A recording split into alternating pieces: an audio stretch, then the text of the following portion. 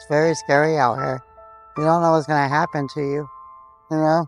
And then I ended up homeless. Begging, it's not good to beg.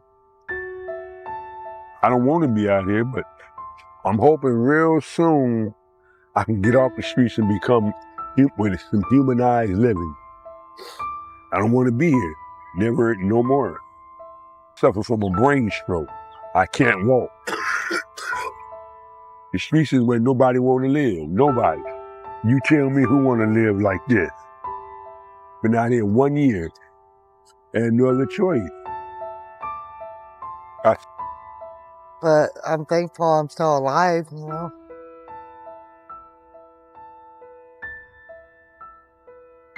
Los Angeles has spent $3 billion on homelessness. $3 billion. That is more money than the entire GDP of some small nations. And Skid Row, right now, has more people living on it than before they spent a single dollar now. Pause. More money spent, more people on the street, every single year. So where did $3 billion actually go? Tonight, we find out. Make sure you watch this video until the end, because what we uncovered inside Los Angeles' billion-dollar homelessness system will change how you see this crisis forever. In this documentary, we go inside Skid Row. We follow David, a 44-year-old former restaurant manager who has been living on Skid Row for 2 years. We follow the $3 billion through city agencies, nonprofit contracts, and construction projects that cost more per apartment than most Americans earn in a decade. And we ask the one question Los Angeles cannot answer. If $3 billion was not enough to clear Skid Row, what exactly would be? Subscribe to GlobePath. We go deeper than the headline.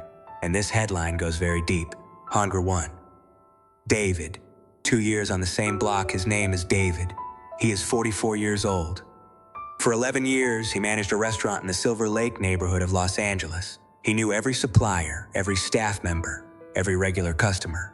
He was good at his job. He built something. Then the restaurant closed. Pandemic. 2020. Overnight, 11 years of work became unemployment paperwork. He found another job quickly.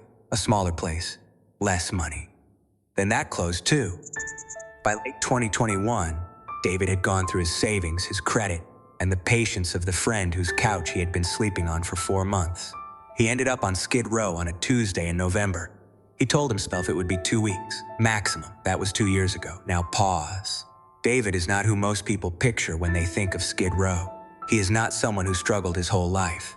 He is not someone who made catastrophic choices. He is someone who managed a restaurant for 11 years and then watched the ground disappear beneath his feet in a span of 18 months. And the system that was supposed to catch him, the system that $3 billion was supposed to build, was not there. Not because it doesn't exist, but because it could not move fast enough for a man whose life was moving very fast in the wrong direction. David has a spot on Skid Row now. Not a good spot, not a chosen spot, just the one that was available when he arrived.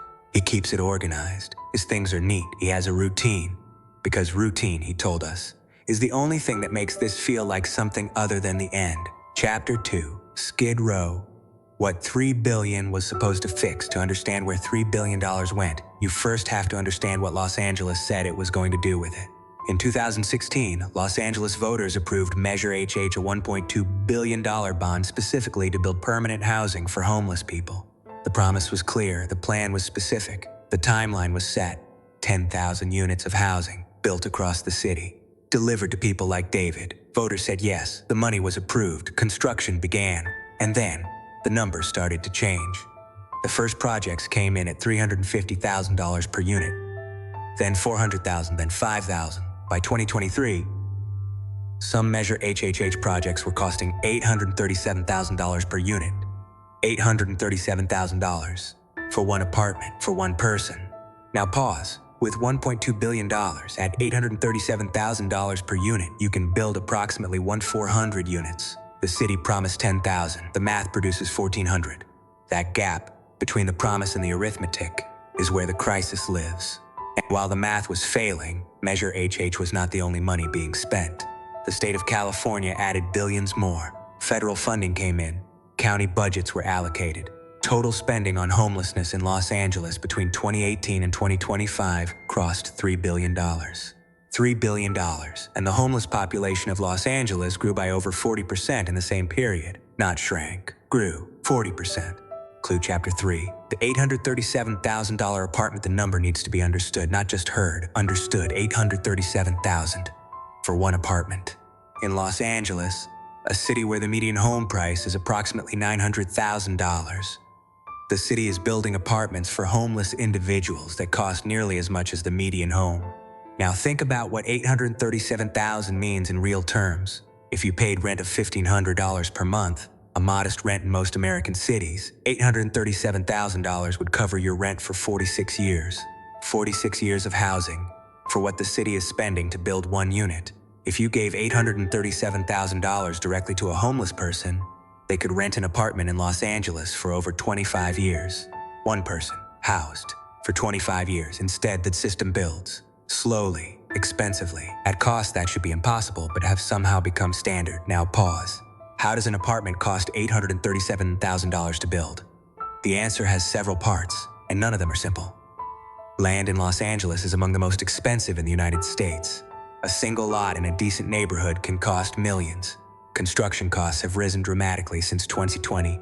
Labor, materials, supply chain, environmental reviews required by California law add time, and time is money.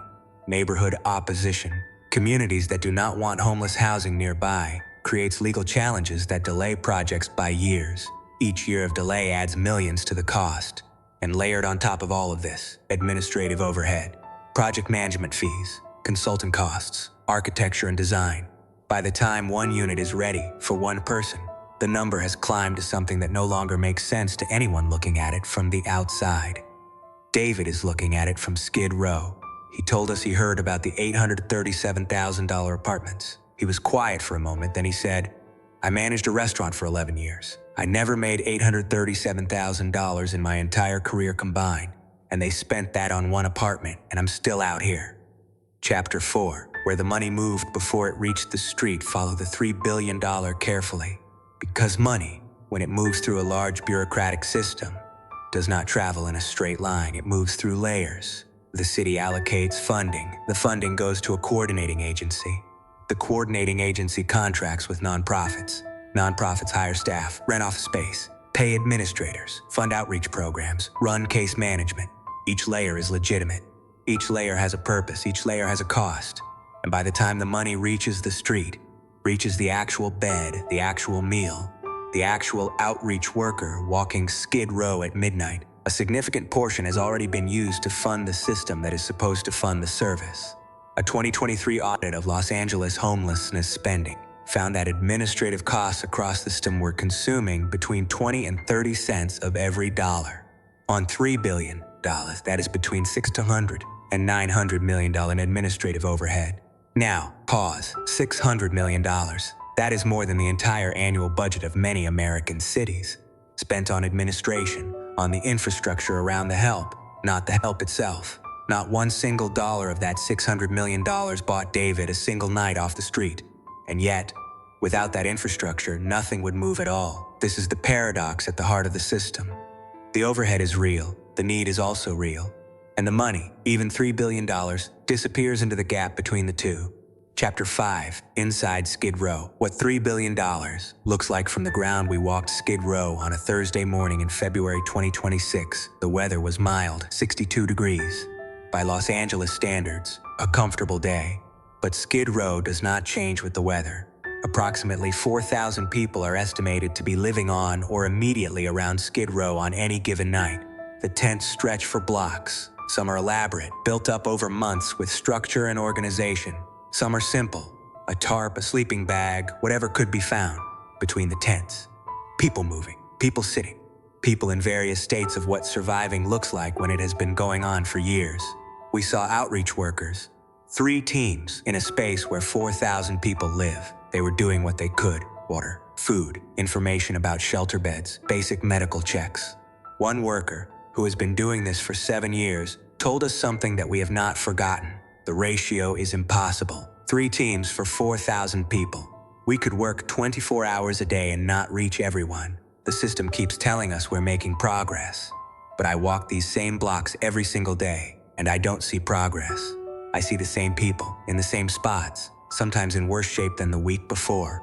Now pause, 7 years, same blocks, same people, sometimes worse. And $3 billion moving through the system the whole time. David was in his spot when we passed. He nodded. He did not say much. He had heard there was a new housing program. Someone had told him about a waiting list. He had put his name on it. That was 8 months ago. He has not heard anything since. Chapter 6. The cities that did it differently. Los Angeles is not the only American city that has tried, and it is not the only one that has struggled.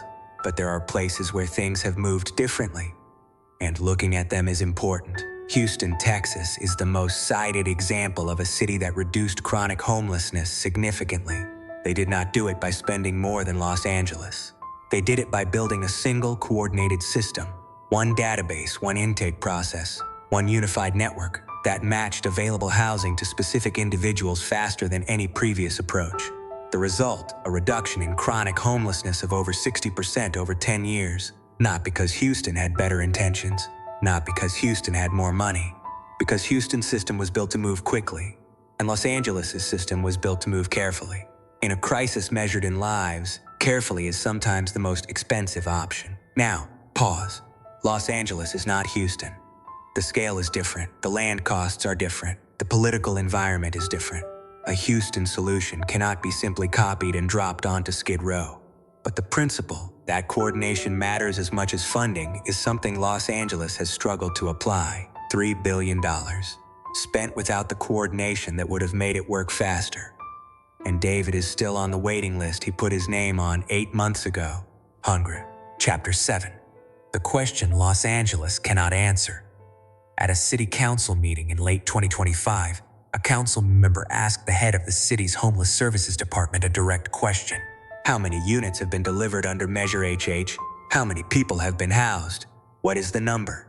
The answer, after several years and over $1 billion specifically designated for this purpose, was approximately 3,000 units out of the 10,000 promised. 3,000 in 7 years at an average cost of hundreds of thousands per unit. The council member then asked, at this pace, when will we finish? The answer was not for many more years. Now pause. Not for many more years. David has been on Skid Row for 2 years. The system, the $3 billion system, says, not for many more years. And David, who managed a restaurant for 11 years, who kept his things neat, who maintains a routine so that this doesn't feel like the end, does not have many more years to wait. None of the people on Skid Row do, because this is not a policy timeline. This is a life, and lives do not run on government schedules. We saw David one more time before we left Los Angeles. He was in his spot, same block, same organization, same quiet routine. He had a small notebook he writes in it sometimes, keeps track of things, appointments, contacts, dates. He showed us one page, a list of programs he had applied to. 7 programs, 7 waiting lists, some he had heard back from, most he had not. The most recent one, he was told, had a wait time of 18 months. He wrote the date in his notebook, circled it. He said, I write everything down so I don't forget. Because out here, it's easy to forget that things could be different, that you had a different life, that somewhere there's a system that's supposed to be working on this. I write it down so I remember to keep waiting. $3 billion.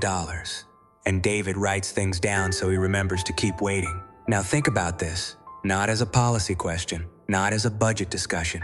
Think about what it takes, what kind of strength it takes to write things down in a notebook on Skid Row so you remember to keep waiting for a system that has had $3 billion in 7 years and still has not reached you.